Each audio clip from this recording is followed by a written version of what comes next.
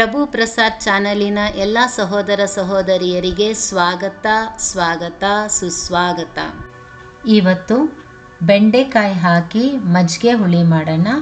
ಬೆಂಡೆಕಾಯಿ ಮಜ್ಜಿಗೆ ಹುಳಿ ಮಾಡೋದಕ್ಕೆ ಬೇಕಾಗಿರುವಂತಹ ಸಾಮಗ್ರಿಗಳು: 1 ಕಪ್ಪು ಬೆಂಡೆಕಾಯಿ ತೊಳೆದು ಒರೆಸಿ ಕಟ್ ಮಾಡಿ ಎತ್ತಿಟ್ಕೊಂಡಿದ್ದೀನಿ, 4 ಸ್ಪೂನು ಮೊಸರು, ಸ್ವಲ್ಪ ಕೊತ್ತಂಬರಿ ಸೊಪ್ಪು,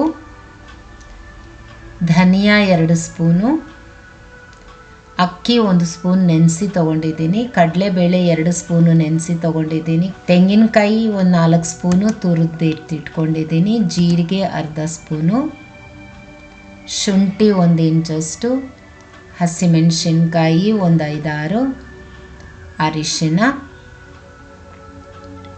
ರುಚಿಗೆ ತಕ್ಕಷ್ಟು ಉಪ್ಪು, 1/4 ಸ್ಪೂನ್ ಹಿಂಗು, ಕರಿಬೇವಿನ ಸೊಪ್ಪು, ಸಾಸಿವೆ, ಒಗ್ಗರಣೆಗೆ ಎಣ್ಣೆ.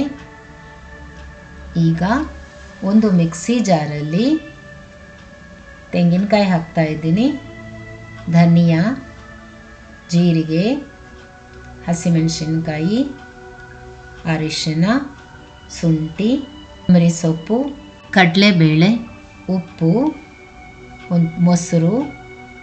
ಈಗ ಇದನ್ನು ನೈಸ್ ಮಿಕ್ಸಿ ಮಾಡ್ಕೊಳ್ಳೋಣ.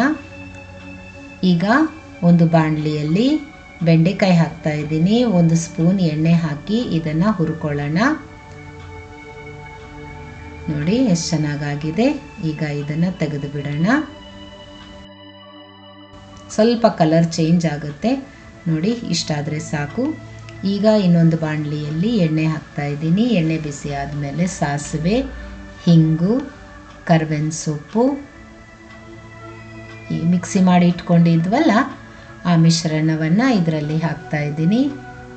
ಮಿಕ್ಸಿ ತೊಳೆದು ಒಂಚೂರು ನೀರು ಇದಕ್ಕೆ ಹಾಕ್ಬಿಡೋಣ.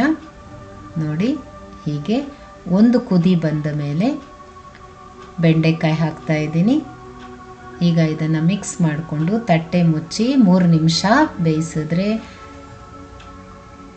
ಬೆಂಡೆಕಾಯಿ ಮಜ್ಜಿಗೆ ಹುಳಿ ರೆಡಿಯಾಗೋಗಿದೆ. ನೋಡಿ ಇದನ್ನು ಸರ್ವಿಂಗ್ ಬೌಲಲ್ಲಿ ತೆಗಿತಾ ಇದ್ದೀನಿ. ಬೆಂಡೆಕಾಯಿ ಮಜ್ಜಿಗೆ ಹುಳಿ ರೆಡಿ.